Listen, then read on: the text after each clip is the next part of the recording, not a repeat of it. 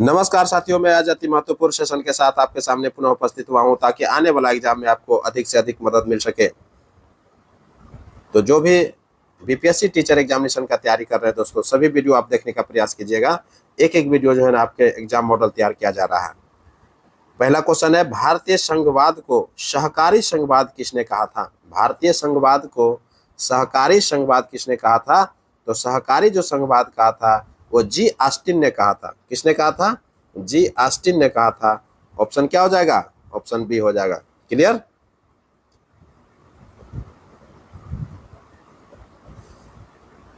Next question देखते हैं। ये भारतीय संघवाद को सहकारी संघवाद किसने कहा था? तो जी ऑस्टिन ने कहा था। ध्यान में रखिएगा, ऑप्शन बी हो जाएगा। नेक्स्ट क्वेश्चन है, भारत की संविधान सभा ने राष्ट्रीय ध्वज को कब स्वीकार किया था? भारत की संविधान सभा ने राष्ट्रीय ध्वज को कब स्वीकार किया था? तो राष्ट्रीय ध्वज को स्वीकार किया गया था 22 जुलाई 1947 ईस्वी को किया गया था दोस्तों। कब किया गया था? 22 जुलाई 1947 ईस्वी को ही राष्ट्रीय ध्वज को स्वीकार कर लिया था। क्लियर? राष्ट्रीय ध्वज कौन है? तिरंगा है। नेक्स्ट क्वेश्चन, भारतीय संविधान के बारे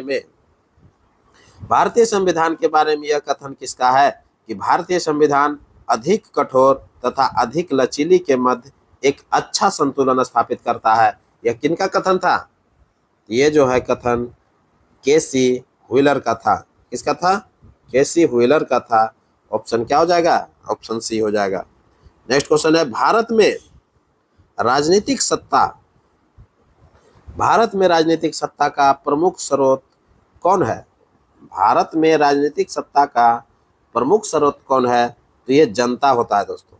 कौन होता है?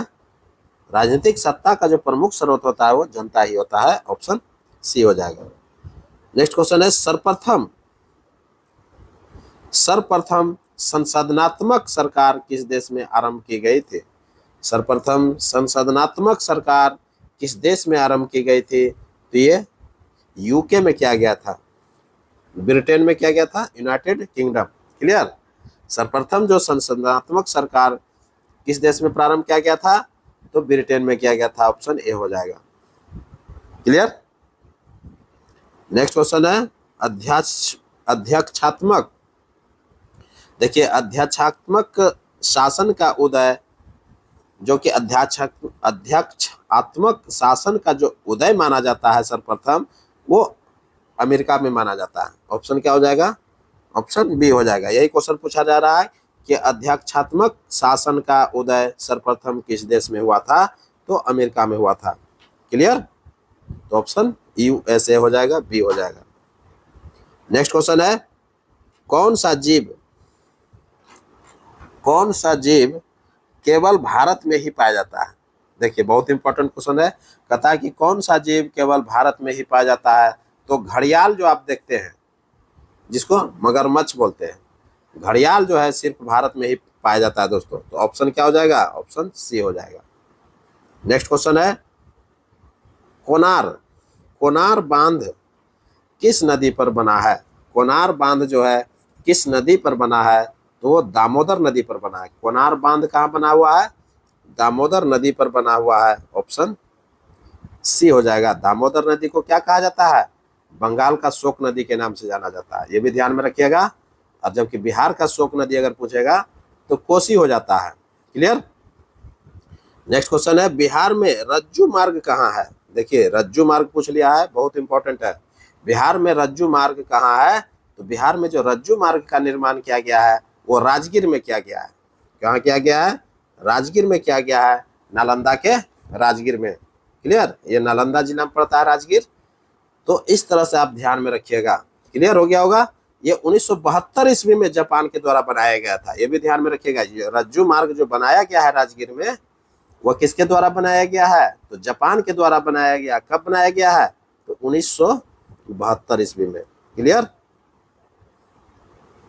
नेक्स्ट क्वेश्चन है, भारत के हैदराबाद में सुनामी वार्निंग सेंटर का परिचालन कब से शुरू किया गया है? भारत के हैदराबाद में सुनामी वार्निंग सेंटर का परिचालन कब से किया गया है? तो 2005 से शुरू किया गया है। ऑप्शन क्या हो जाएगा? 2005 हो जाएगा, ऑप्शन ए हो जाएगा। नेक्स्ट क्वेश्चन है, पहला ज्ञानपीठ पुरस्कार किसे दिया गया था?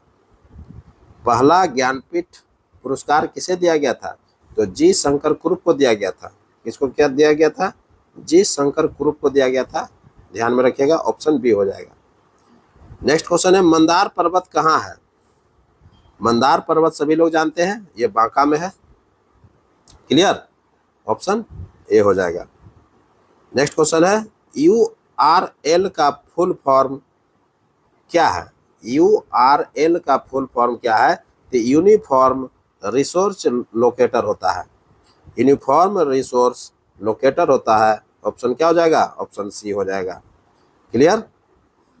नेक्स्ट क्वेश्चन है, FOSS, फोर्स में एफ क्या है? फोर्स जो है, फोर्स में एफ क्या है?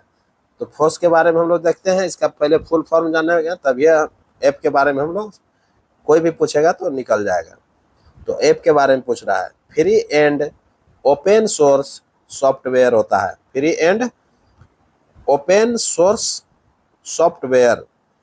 तो free and open source software देखिए कहीं ऑप्शन में दिख नहीं रहा दोस्तों, तो आप लोग कर लीजिएगा थोड़ा, ओपन यहाँ जोड़ लीजिएगा, ऑप्शन सी में ओपन हो जाएगा।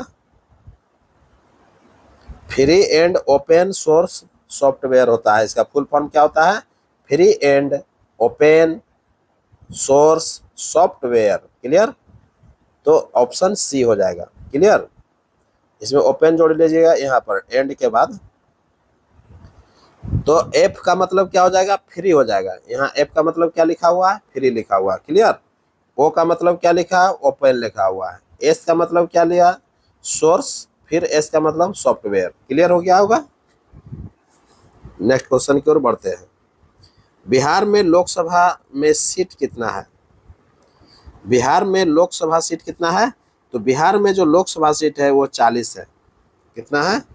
40 है, ऑप्शन ए हो जाएगा। और बिहार में राज्यसभा सीट अगर पूछेगा तो 16 हो जाएगा। यह सब ध्यान में रखिएगा, यही सब क्वेश्चन एग्जामिनेशन में पूछा जाता है। तो बिहार में लोकसभा सीट कितना है? 40 है। बिहार में राज्यसभा सीट कितना है? 16 है। बिहार में विधानसभा सीट कितना है? 243 है। बिहार में विधान परिषद सीट कितना है?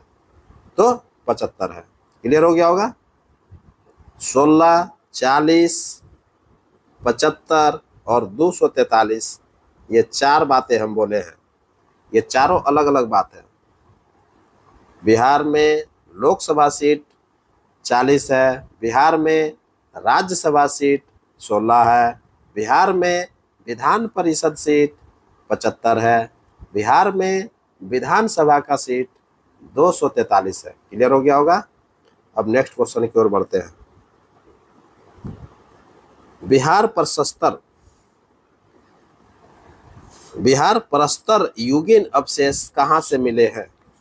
बिहार परस्तर युगीन अवशेष जो है कहाँ से मिले हैं? तो कहाँ से मिले हैं दोस्तों? बिहार परस्तर युगीन अवशेष कहाँ से मिले हैं? क्लियर, तो देखते हैं कहाँ से मिले हैं। चिरौंद छपरा से मिला है, चेचर वैशाली से मिला है। तो बिल्कुल, ये बिल्कुल सत्य है। चिरौंद जो है छपरा से मिला है, चेचर जो है वैशाली से मिला है। ये बिहार प्रस्तर युगीन अवशेष है। ये सोनपुर वैशाली में मिला है, ये बिल्कुल सही है। मनेर पटना में मिला है, ये भी सत्य है। तो ये सभी जगह से जो है बिहार प्रस्तर युगीन अवशेष मिले हैं। तो क्लियर हो गया होगा, उपरोक्त में से एक से अधिक हो जाएगा। क्लियर। नेक्स्ट क्वेश्चन है, बौद्ध साहित्य विनय पिटक एवं दीर्घ निकाय से किसकी जानकारी मिलती है? बौद्ध साहित्य जो है विनय पिटक और दीर्घ निकाय से किसकी जानकारी मिलती है? किसका जानकारी मिलेगा? तो एक एक करके देख लेते हैं। मगध के राजतंत्र का मिलेगा, तो बिल्कुल मिलता है, ये बिल्कुल सत्य है। दूसरा है वैशाली गणतंत्र की चर्चा है, तो बिल्कुल वैशाली के गणतंत्र की चर्चा है। मौर्योत्तर बिहार का वर्णन है, तो बिल्कुल मौर्योत्तर बिहार का वर्णन है। ये तीनों का वर्णन जो है विनय पिटक और दीर्घ निकाय से मिलता है, ये बिल्कुल सत्य है। तो कहता है किसकी जानकारी मिलती है, तो ये तीनों का मिलता है, उपरोक्त में से एक से अधिक हो जाएगा। क्लियर। नेक्स्ट क्वेश्चन है, अपसड़ गया से प्राप्त, अपसड़ गया से प्राप्त हुआ है, अपसड़ गया से प्राप्त एक मंदिर का भगना अवशेष प्राप्त हुआ है। क्या प्राप्त हुआ है, एक मंदिर का भगना अवशेष प्राप्त हुआ है। कहता है कि इसके दीवार पर, इसके दीवारों पर किसका कथा दृश्य अंकित था। इस ये जो भगना अवशेष मिला है अपसड़ गया में, तो कहता है इसके दीवार पर किसका कथा दृश्य अंकित था, तो रामायण का था दोस्तों। किसका था, रामायण का था, ऑप्शन बी हो जाएगा। नेक्स्ट क्वेश्चन है, भारत के आजादी के समय, भारत के आजादी के समय, भारत के आजादी के समय कांग्रेस के अध्यक्ष कौन थे, तो आचार्य जेबी कृपलानी थे। भारत की आजादी के समय कांग्रेस के अध्यक्ष कौन थे, आचार्य जेबी कृपलानी थे। ऑप्शन क्या हो जाएगा, ऑप्शन सी हो जाएगा। देखिए जेपी लिख दिया है, जेबी हो जाएगा, जेबी कृपलानी। क्लियर। तो भारत की आजादी के समय कांग्रेस के अध्यक्ष आचार्य जेबी कृपलानी थे। भारत की आजादी के समय, देखिएगा बहुत ये सब इंपॉर्टेंट क्वेश्चन है। भारत की आजादी के समय भारत का जो गवर्नर था वो कौन था, लॉर्ड माउंटबेटन था। भारत की आजादी के समय ब्रिटेन का प्रधानमंत्री कौन था, तो क्लीमेंट इटली। देखिए सभी चीज हम बता रहे हैं। भारत की आजादी के समय इंग्लैंड का सम्राट कौन था, जॉर्ज सस्टम।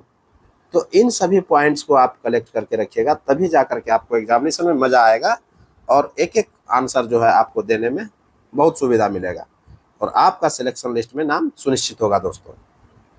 क्लियर। नेक्स्ट क्वेश्चन है, निम्न में से कौन सा कथन सत्य है, निम्न में से कौन सा कथन सत्य है, तो एक एक करके हम लोग देखते हैं कथन को। पहला कथन है, प्रथम महिला कांग्रेस अधिवेशन को कादिम्बिनी गांगुली ने संबोधित किया। बिल्कुल सत्य है दोस्तों। प्रथम जो महिला थी कांग्रेस अधिवेशन को कादिम्बिनी गांगुली ने संबोधित किया, ये बिल्कुल सत्य है। दूसरा ऑप्शन है, बंगदूत पत्रिका के संस्थापक राजा राम मोहन राय थे। बिल्कुल सत्य है। बंगदूत जो थे, क्या है, बंगदूत पत्रिका के संस्थापक राजा राम मोहन राय थे, ये बिल्कुल सत्य है। दूसरा है, स्वदेश मित्रम पत्रिका के संस्थापक GS अय्यर थे। बिल्कुल सत्य है। तो उपयुक्त में से क्या हो जाएगा, एक से अधिक हो जाएगा, ऑप्शन डी हो जाएगा। क्लियर। नेक्स्ट क्वेश्चन है, अकबर ने किस वर्ष कश्मीर को मुगल साम्राज्य में मिला लिया था। अकबर ने किस वर्ष कश्मीर को मुगल साम्राज्य में मिला लिया था, तो 1586 में मिलाया था दोस्तों। कब मिला था, 1586 ईस्वी में। ऑप्शन क्या हो जाएगा, ऑप्शन सी हो जाएगा, 1586। क्लियर। जबकि 1601 ईस्वी में खानदेश को मिला लिया था। देखिए अकबर जो है बहुत से ऐसे छोटे छोटे राज्य को जो है मुगल साम्राज्य में मिलाए थे। पहले इस तरह से आप जानिए, बिहार बंगाल को भी तुकाराई के युद्ध में जो है, या बजौरा या मुगल मारी युद्ध में जो है बिहार एवं बंगाल को मुगल साम्राज्य में मिलाया था 1575 ईस्वी में। क्लियर। 1586 में जम्मू कश्मीर को मिला लिया, सॉरी 1601 में जो है खानदेश को मिला लिया। क्लियर।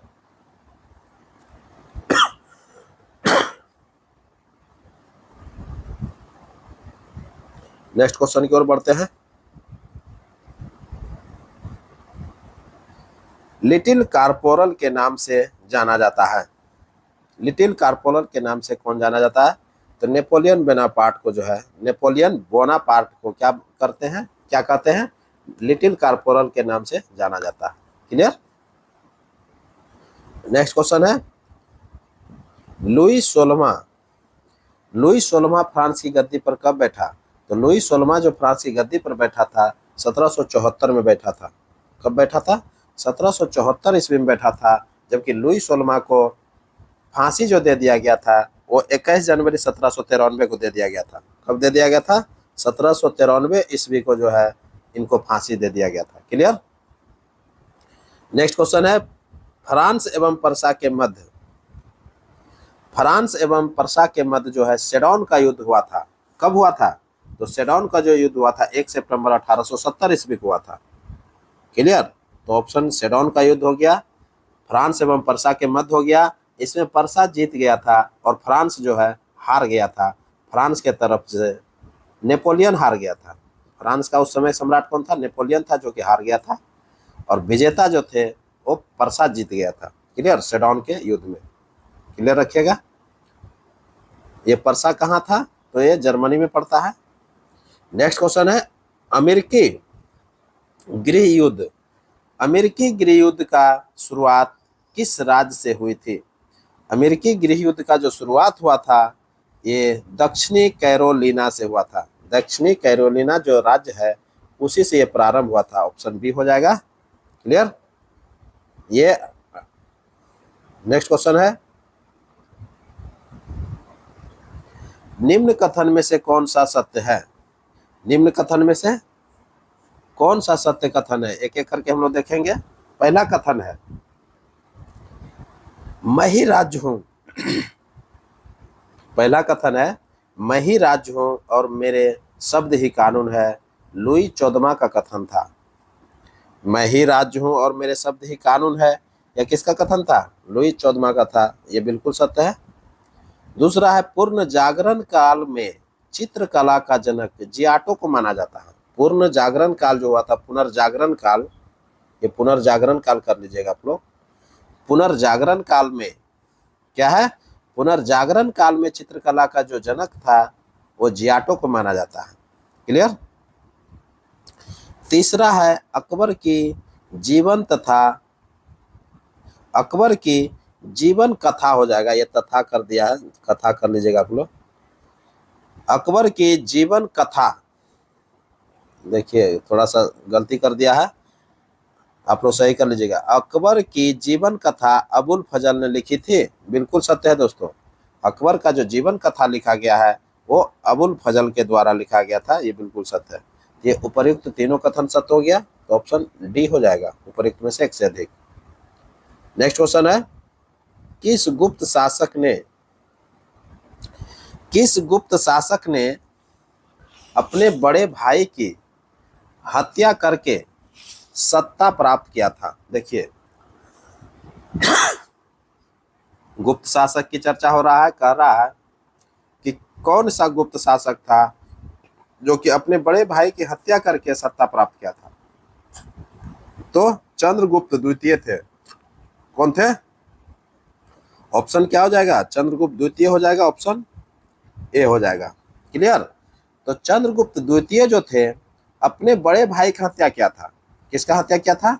अपने बड़े भाई रामगुप्त का हत्या कर दिया था और सत्ता हत्या लिया था। विरासत में एक बहुत बड़ा साम्राज्य जो है चंद्रगुप्त द्वितीय को मिला। जब विरासत में बहुत बड़ा साम्राज्य प्राप्त करने के बाद उन्होंने पड़ोसी क्षेत्रों पर भी नियंत्रण बढ़ाकर अपने पिता समुद्रगुप्त की नीति को जारी रखा था। क्योंकि इनके जो पिता थे, चंद्रगुप्त द्वितीय का पिता समुद्रगुप्त थे, वह कहता है कि जितना भी युद्ध लड़ा था वह एक भी युद्ध हारा नहीं था दोस्तों। और लगातार जो है कई दिनों तक युद्ध किया और कई क्षेत्रों को जीता और अपने साम्राज्य में मिलाया। क्लियर? इसीलिए जो है इतिहासकार का मानना है कि इतिहासकार कहते भी हैं कि भारत का अगर नेपोलियन है तो समुद्रगुप्त को कहा जाता है। इसीलिए क्वेश्चन भी पूछ लेता है कि भारत का नेपोलियन कौन है? तो समुद्रगुप्त है।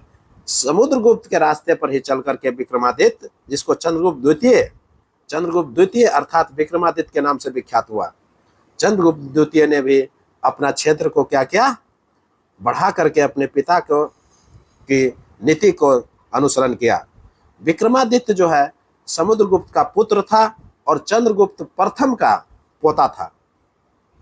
क्लियर। विक्रमादित्य थे अर्थात चंद्रगुप्त द्वितीय जो थे वो समुद्रगुप्त का पुत्र था और चंद्रगुप्त प्रथम का पौत्र था, जिसको पोता बोलते हैं। क्लियर। विक्रमादित्य का जो कार्यकाल रहा वो 380 ईस्वी से 415 ईस्वी तक शासन किया, 35 वर्षों तक शासन किया। चंद्रगुप्त द्वितीय कब से कब तक शासन किया? 380 से 415 ईस्वी तक शासन किया। क्लियर। सांची अभिलेख में उसे देवराज, सांची अभिलेख का चर्चा जब होता है तो चंद्रगुप्त द्वितीय को देवराज के नाम से एवं प्रवर सेन के नाम से जाना गया है। सांची अभिलेख में किस नाम से जाना गया है? देवराज एवं प्रवर सेन के नाम से जाना गया है। क्लियर। विक्रमादित्य ने अपनी दूसरी राजधानी उज्जैनी को बनाया था। अपनी विक्रमादित्य जो है अपनी दूसरी राजधानी बनाया था उज्जैनी को। क्लियर। जो कि मध्य प्रदेश में पड़ता है। विक्रमादित्य ने विद्वानों को संरक्षण दिया था। विक्रमादित्य ने विद्वानों को संरक्षण दिया था, जिसके इनके दरबार में जो नवरत्न निवास करते थे 9 विद्वान थे। विक्रमादित्य के दरबार में कितने विद्वान थे? 9 विद्वान थे जिनको नवरत्न का दर्जा प्राप्त था। जैसे में कालिदास, बारामीर, धन्वंतरी, छपनक, ये सभी लोग जो थे, अमर सिंह, बहुत सारे लोग जो थे, 9 व्यक्ति का जो है एक विशिष्ट मंडली थी जिसको नवरत्न कहा गया है। क्लियर हो गया होगा? तो इस तरह से आप क्लियर रखिएगा। नेक्स्ट क्वेश्चन की ओर बढ़ते हैं। रोमन साम्राज्य से व्यापारिक संबंध किसने स्थापित किया था? रोमन साम्राज्य से व्यापारिक संबंध जो है किसने स्थापित किया था? तो कुषाण शासक ने किया था। कौन किया था? कुषाणों ने रोमन साम्राज्य से व्यापारिक संबंध स्थापित किया था। क्यों? क्योंकि पार्सियनों का रोम से संबंध अच्छे नहीं थे। पार्सियन जो थे, पार्सियन अर्थात ईरानी जो थे, पर्सिया उसी को ईरान बोलते हैं। पार्सियन का जो रोम से संबंध अच्छे नहीं होने के कारण क्या होता था कि चीन के साथ व्यापार करने के लिए रोम को कुषाणों से मधुर संबंध बनाना पड़ा। चूंकि रोम को जो है चाइना से व्यापार करना था, तो उसके लिए अब एकमात्र रास्ता बच गया था, कुषाण से हम मधुर संबंध बनाए। और इस प्रकार से रोम व्यापारियों ने कुषाणों से जो है संपर्क साधा और मधुर संबंध बनाना प्रारंभ किया और जो है कुषाणों के साथ व्यापार संबंध स्थापित किए। यह व्यापार जो है महान सिल्क मार्ग तथा रेशम मार्ग से संपन्न होता था। यह जो व्यापार होता था किससे होता था? सिल्क मार्ग एवं रेशम मार्ग जो थे उसी संपन्न होता था। प्रथम शताब्दी में भारत और रोम के बीच मधुर संबंध का उल्लेख जो है मिलता है। प्रथम शताब्दी में भारत और रोम के बीच में जो है मधुर व्यापारिक संबंध का उल्लेख मिलता है। और किस में मिलता है? पेरिपल्स ऑफ द इरीथ्रियन सी में मिलता है। पुस्तक है पेरिपल्स ऑफ द इरीथ्रियन सी। इसी में जो है रोम और कुषाणों के बीच में मधुर व्यापारिक संबंध का चर्चा मिलता है। तो क्लियर हो गया होगा? पेरिपल्स ऑफ द इरीथ्रियन सी, याद रखिएगा, ये पुस्तक का नाम है, इसी में है इसका वर्णन मिलता है। क्लियर।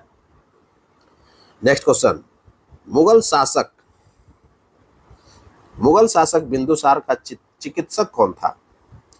मुगल शासक, देखिए ये गलत लिख दिया है, इसको आप लोग सुधार कर लीजिएगा। ये क्वेश्चन थोड़ा सा मुगल लिख दिया है, ये मगध हो जाएगा, ये मगध शासक हो जाएगा। और बिंदुसार लिख दिया है, यहाँ पर बिंदुसार नहीं होगा। देखिए पूरी तरीके से गलती कर दिया क्वेश्चन को, आप पूरी तरीके से सुधार लीजिएगा।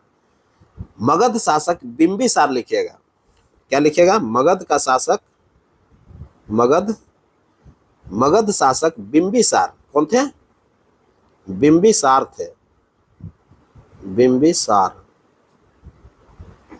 मगध शासक बिंबिसार का चिकित्सक कौन था? ये अब शुद्ध क्वेश्चन हुआ, लिख लिया आप लोग। मगध शासक बिंबिसार का चिकित्सक कौन था, यही क्वेश्चन है।